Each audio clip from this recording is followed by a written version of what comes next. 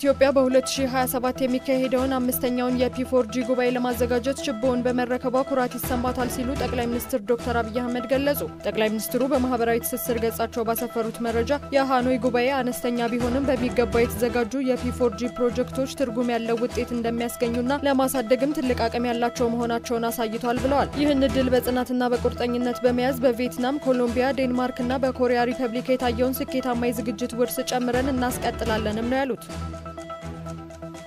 የህዝብ ተወካዮች ምክር ቤት ዛሬ ባካሄደው መደበኛ ስብሰባው ሁለት ረቂቅ አዋጆች ላይ ተወያይቶ አጽድቋል። ምክር ቤቱ ካጸደቃቸው አዋጆች መካከል አነጋጋሪው የመገናኛ ብዙሃን አዋጅ ይገኝበታል። የኢትዮጵያ ብሔራዊ ባንክ ዛሬ ያካሄደው የውጭ ምንዛሪ ጨረታ ውጤት ይፋ ሆነ። በጨረታ ሂደቱ 26 ባንኮች የተሳተፉ ሲሆን በዚህም የምንዛሪ ጨረታ ዋጋ 1 የአሜሪካን ዶላር በአማካኝ 131.4961 ብር ሆኖ መመዝገቡ ተገልጿል። የውጭ ምንዛሪ የገበያ ሁኔታን በቅርበት በመከታተል እንዳስፈላጊነቱ ተጨማሪ የውጭ ምንዛሪ ሽያጮችን እንደሚያካሄድ የባንኩ መረጃ ያመለክታል። ቀጣዩ የውጭ ምንዛሪ ጨረታም በ2 ሳምንታት ጊዜ ውስጥ እንደሚከናወን ተጠቁሟል። በትግራይ ክልል ተቋርጦ የቆየው የቀድሞ ታጣቂዎች የተሃድሶና መልሶ ማቋቋም ስልጠና ዳግም ተጀመረ። የአፍሪካ ህብረትና የዓለም አቀፍ ተቋማት ታዛቢዎች እንደዚሁም ተወካዮች ለቀድሞ የትግራይ ክልል ታጣቂዎች የሚሰጠውን የተሃድሶና መልሶ ማቋቋም የስልጠና ሂደት ተመልክተዋል።